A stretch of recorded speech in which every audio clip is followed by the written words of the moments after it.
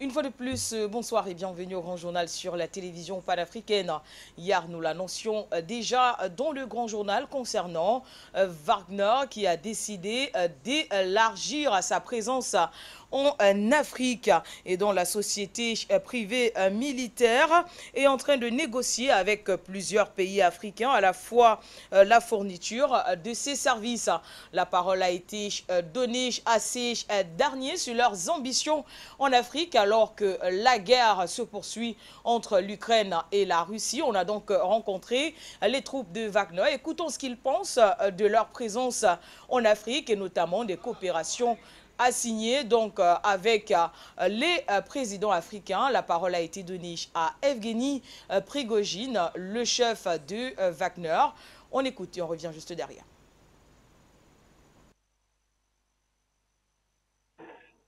Да, действительно, часть активов африканских я продал для того, чтобы погасить определенное количество. Oui, merci à Afrique Média de nous avoir contactés pour avoir le cœur net sur l'avenir de nos activités en Afrique.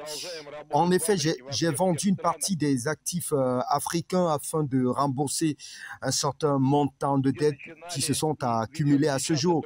Quant à notre travail en Afrique, pour répondre à votre question, bien sûr, nous continuons à travailler dans tous les pays où nous avons commencé et où nous faisons maintenant ce travail. La poursuite de la coopération et bien sûr du développement. Si l'aide du groupe Wagner est nécessaire quelque part pour combattre les gangs et les terroristes ou pour protéger les intérêts des peuples de ces pays, nous sommes prêts à commencer immédiatement à remplir ces tâches après avoir convenu des conditions. La seule condition principale d'ailleurs que nous remplirons est qu'elles ne contreviennent pas aux intérêts de la Fédération de Russie. Pour le reste, nous sommes ouverts au dialogue. Par conséquent, il n'y a pas eu et il n'y aura pas de réduction de nos programmes en Afrique.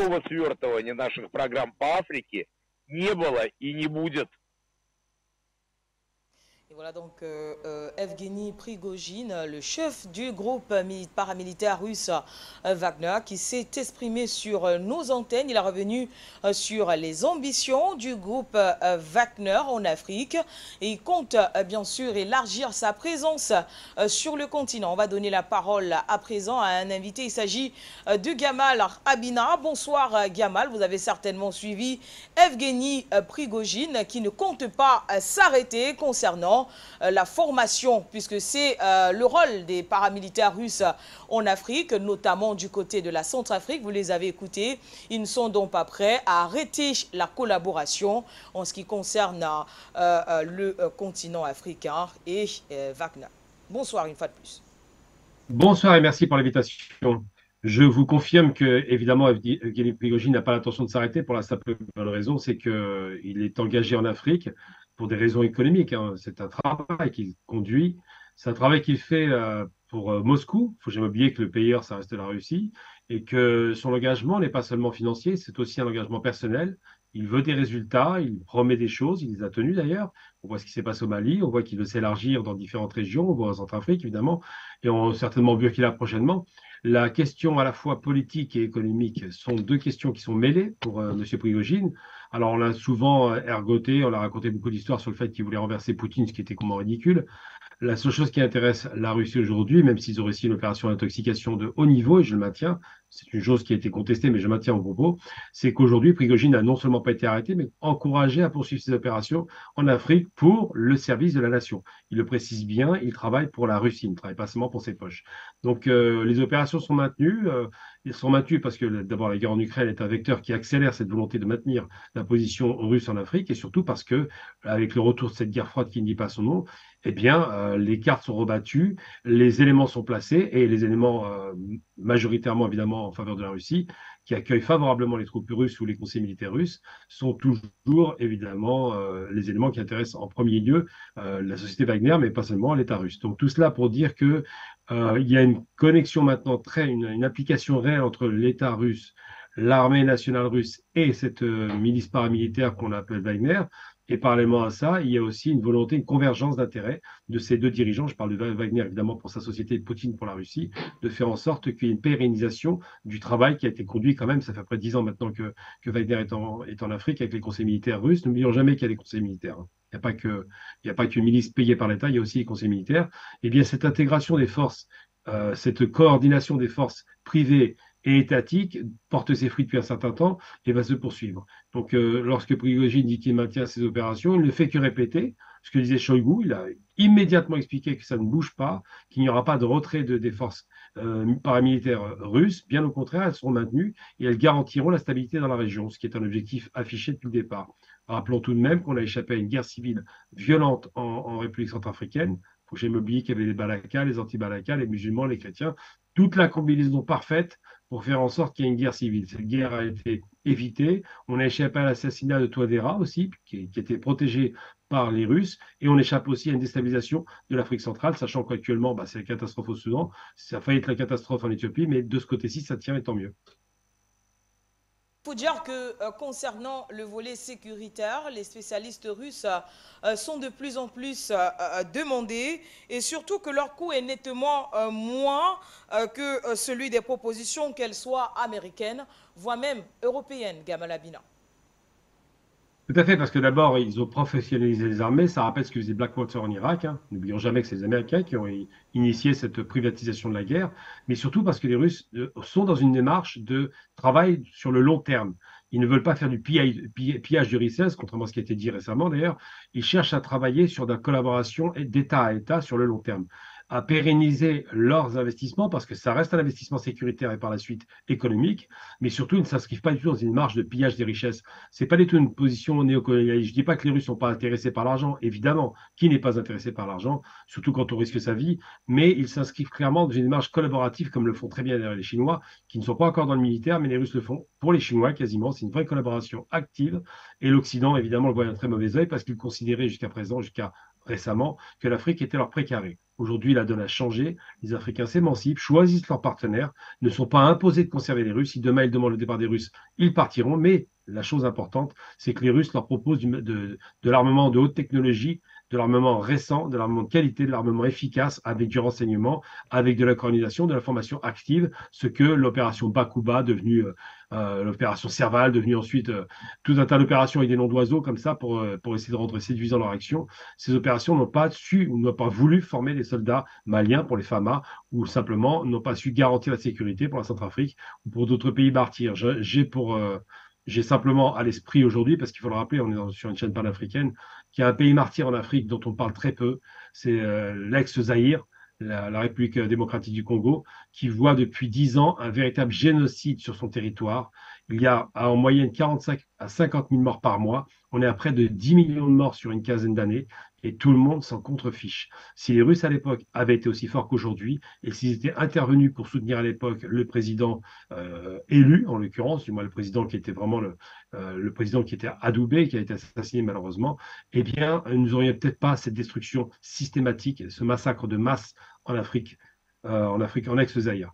Donc, tout ça pour dire que cette question des guerres civiles organisées ou planifiées et qui profitent aux exploiteurs, eh bien là, pour une fois, elles n'ont pas eu lieu. Je parle de l'Éthiopie, bien évidemment. Je parle, ça va de soi, de la Centrafrique. Je parle aujourd'hui du Mali et du Burkina. Et nous espérons que les pays s'émanciperont avec des partenariats et non pas des rapports de maître à esclave, des rapports d'exploitants à exploiter et surtout des rapports racistes, littéralement, on peut en parler, hein, de personnes qui se croient supérieures par l'ethnie et qui considèrent que les Africains doivent rester en dessous de tout.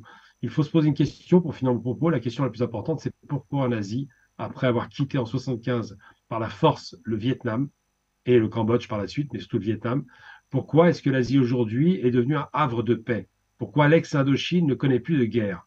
Pourquoi est-ce que ces pays ont pu et su se développer? Simplement parce qu'ils ont eu d'abord le parapluie chinois, mais surtout parce qu'ils sont loin de l'épicentre post-colonial ou néocolonial qui est exercé par l'Occident. Ces pays ont bénéficié d'un vrai développement parce qu'on les a laissés tranquilles. L'Afrique, malheureusement, est à deux encablures, est aux portes de l'Europe, aux portes de l'Occident, et est très riche aussi. Donc on a tout fait pour empêcher que ces pays se stabilisent. Eh bien, espérons qu'aujourd'hui, cette nouvelle décennie qui arrive, donnera de l'espoir, ouvrira enfin la possibilité aux Africains de faire comme en Asie, de se développer à vitesse accélérée, de passer de 5 à 10% moyenne de croissance et de s'émanciper de cet Occident qui est devenu trop toxique. Rendez-vous dans nos prochaines éditions d'information. Allez, on va passer la parole à notre invité. Il s'agit de Charlie Kenyé. Mais avant, je propose qu'on écoute une fois de plus cet entretien exclusif à nous accordé par le chef du groupe Wagner, Evgeny Prigojine, concernant leur présence en Afrique. On écoute et on revient vers l'invité Charlie Kenyé.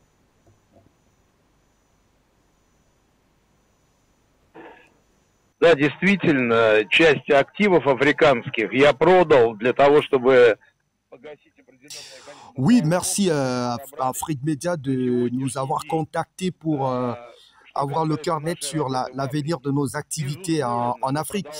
En effet, j'ai vendu une partie des actifs africains afin de rembourser un certain montant de dettes qui se sont accumulées à ce jour.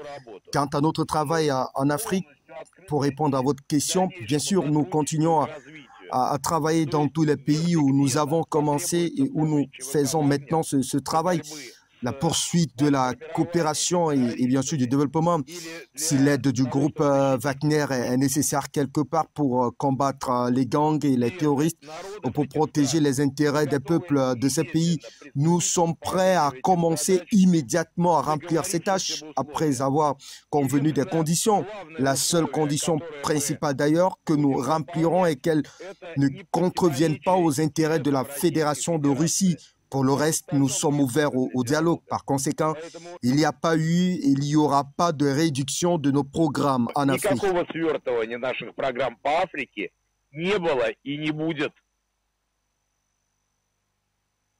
Le chef du groupe Wagner, Evgeny Prigojine, qui s'est exprimé en direct, voilà, en exclusivité sur la télévision panafricaine, première fois qu'il s'exprime donc depuis la présence en Ukraine, puisque la dernière fois nos envoyés spéciaux étaient de ce côté-là et avaient également récolté une interview, alors un entretien avec Evgeny Prigojine. Quelques temps après, notre entretien a donc été réalisé concernant leur présence en Afrique. Et on va revenir vers l'invité tel qu'annoncé, Charlie Kenyé, qui est donc en ligne. Bonsoir à vous, Charlie Kenyé. Hier déjà, nous en parlions concernant l'efficacité des paramilitaires russes, concernant le domaine de la sécurité et surtout le moindre coût voilà, des prestations, contrairement aux Américains et également aux Européens. Alors, Evgeny Prigojine vient donc de confirmer cette information selon laquelle il n'y aura pas de réduction concernant leur programme en Afrique. Tout se poursuit en ce qui concerne les différentes collaborations avec les pays africains. Bonsoir une fois de plus, Charlie Kenyé.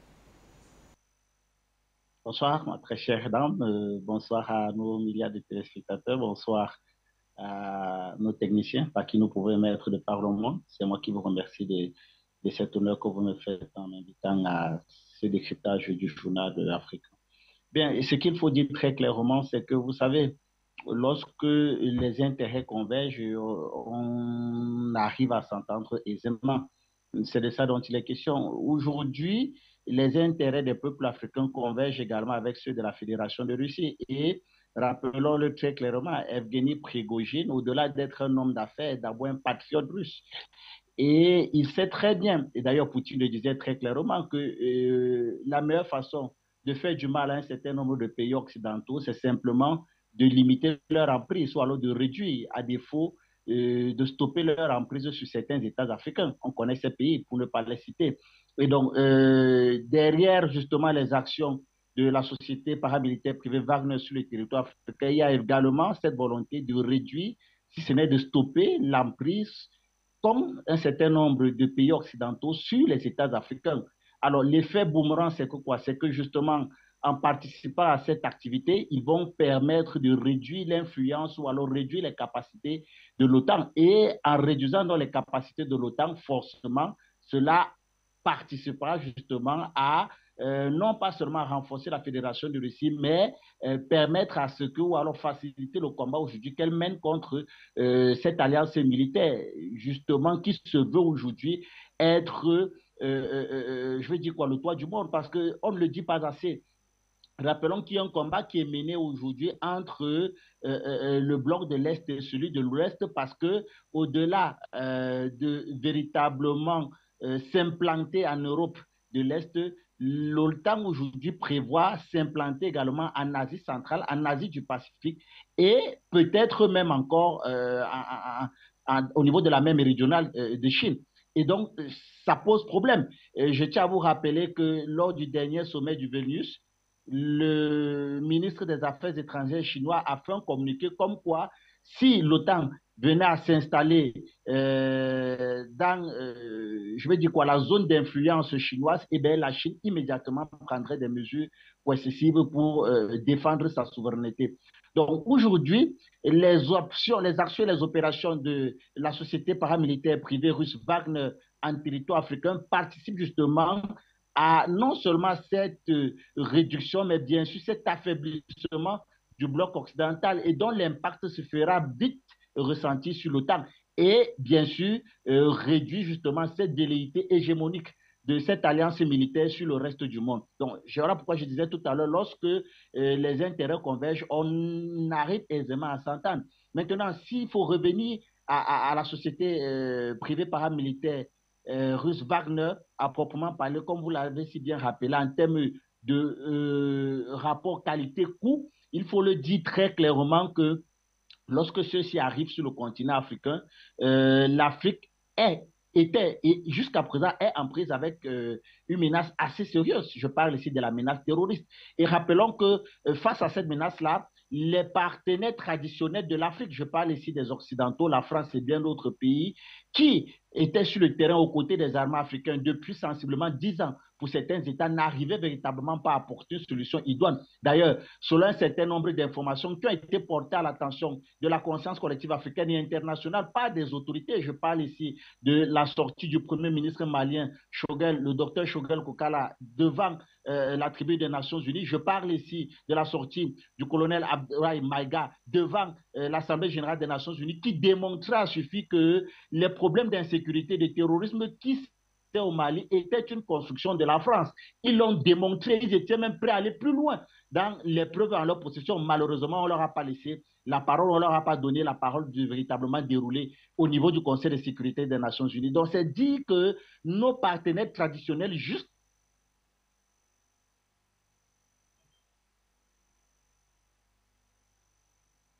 des soucis certainement de connexion avec Charlie Kenyé qui est certainement revenu. Alors Charlie Kenyé, la première prise de parole d'Evgeny Prigojine disait « J'ai vendu une partie des actifs africains afin de rembourser des dettes qui se sont cumulées à ce jour. » Que faut-il comprendre par là, puisque certaines personnes parlent déjà de recherche du gain? C'est la raison pour laquelle ils comptent étaler la tentacule en Afrique pour se faire un peu d'argent. C'est très faux. Il faut déjà rappeler que c'est une société privée. Et comme toute société également, elle a des employés, elle a des salariés, elle a des charges qu'elle doit supporter. Et bien, simplement, il faut réaliser qu'en termes même de coûts, parce que quand on évalue les coûts de l'engagement de ces sociétés privées sur le territoire africain, avec les résultats que nous observons aujourd'hui, on comprend très bien que ce n'est même que normal que ces sociétés se retrouvent à vendre des actifs. Rappelons que pour le cas spécifique du Mali, en 10 ans de présence de l'armée française au Mali, le coût de leur engagement coûtait pratiquement 6 000 milliards de francs CFA. Or, en 10 ans, la France, avec l'opération Barkhane, qui au début était Serval, ont coûté pratiquement 6 000 milliards de francs CFA. Dans le même engagement, vous avez la société privée paramilitaire russe, Wagner, qui arrive avec un calendrier justement de pacification et de restauration du territoire malien en 27 semaines pour un coût annuel de 72 milliards de francs CFA. Tenez-vous tranquille, c'est l'agence de presse Reuters qui nous a donné cette information-là. Vous voyez que 72 milliards de francs CFA pour un an et la restauration et la pacification du territoire malien en pratiquement 27 semaines. Et aujourd'hui, on voit très bien les résultats sur le terrain. La preuve, c'est que le Mali, qui n'arrivait pas à organiser des élections justement pour des raisons sécuritaires, en est arrivé des élections dans le cadre du référendum qu'on a eu récemment où les Maliens étaient appelés à justement voter pour le oui ou non en ce qui concerne l'adoption de la nouvelle constitution. Donc, si le Mali arrive aujourd'hui à organiser ces élections alors que par le passé, le prétexte justement était les raisons sécuritaires, ça veut dire clairement que sur le plan sécuritaire, les choses ont bien évolué. Et ça également, il faut le mettre sur le coup de ces sociétés paramilitaires privées. Si vous observez même également leur engagement en République centrafricaine, si vous observez même leur engagement un peu partout en Afrique, parce qu'il y a également le Burkina Faso dans le cadre du partenariat dans le domaine du renseignement. Rappelons que depuis 2019, rappelons que les élections présidentielles de 2019 au Mozambique, ces sociétés paramilitaires privées également avaient été sollicitées par les autorités mozambicaines, où justement on leur avait donné comme charge justement de parvenir à la sécurité de ces élections-là pour que cela puisse se dérouler dans de bonnes conditions. Or, rappelons que le Mozambique était justement au niveau de sa partie nord dans le septentrion, précisément dans la province du Cabo Delgado, elle était justement en prise avec un certain nombre d'organisations terroristes, principalement l'État islamique dans le Grand Sahel, qui opérait là-bas et qui justement a commencé à opérer là-bas depuis que les autorités avaient annoncé un certain nombre de gisements gaziers et de réserves de diamants directement. Comme par enchantement, on leur a vu investir la zone-là au point de créer cette situation d'insécurité. Et grâce à cette société privée paramilitaire russe, les élections de 2019 se sont bien déroulées, et même dans la région où cette organisation terroriste sévissait. C'est dit clairement que non seulement en termes de qualité, en termes de résultats sur le terrain, mais mieux encore en termes de coûts, il n'y a pas photo à l'échelle internationale. Peut-être même c'est cette réalité-là qui les amène aujourd'hui à avoir ce déficit sur le plan des recettes, parce que tellement ils arrivent, parce qu'il faut qu'on le dise très clairement à ceux qui nous écoutent, la guerre coûte cher. Organiser des opérations sur le terrain, mener des opérations sur le terrain, former des hommes, équiper des troupes, ça coûte extrêmement cher. Alors, on a bien envie de se poser la question. 72 milliards sur un an, avec tout ce qu'il y avait comme défi à relever du côté du Mali, qu'ils l'ont fait avec brio. D'ailleurs, aux côtés justement des opérations sur le terrain, il y avait la formation d'un certain nombre d'unités d'élite de l'armée malienne, il y avait l'équipement, il y avait le renforcement justement d'un certain nombre de logistique de l'armée malienne. Donc, tout ça mis ensemble, vous comprenez très bien que même s'il faut aller en termes d'audit au cas par cas, vous verrez que les montants même qui sont demandés par ces sociétés privées ne peuvent pas garantir les besoins et bien sûr les charges sur le terrain. Donc ça ne peut que s'expliquer, mais également ça nous amène, nous les Africains, à véritablement comprendre qu'au-delà justement de la part du don, au-delà justement de cette volonté de faire fortune, il y a également cette réalité stratégique qui fait en sorte que lorsque Wagner agit en Afrique, elle agit également dans l'intérêt de la Russie, parce que le combat qu'elle mène en Afrique va participer justement à affaiblir cette axe du mal qui est portée par cette alliance militaire qu'on appelle l'OTAN, qui aujourd'hui se veut être une menace pour la Fédération de Russie à travers l'opération spéciale qu'elle mène sur le territoire ukrainien. Merci donc à vous, Charlie Kenyé. Rendez-vous certainement dans nos prochaines éditions d'information. Alors, Afrique Média, le monde, c'est nous.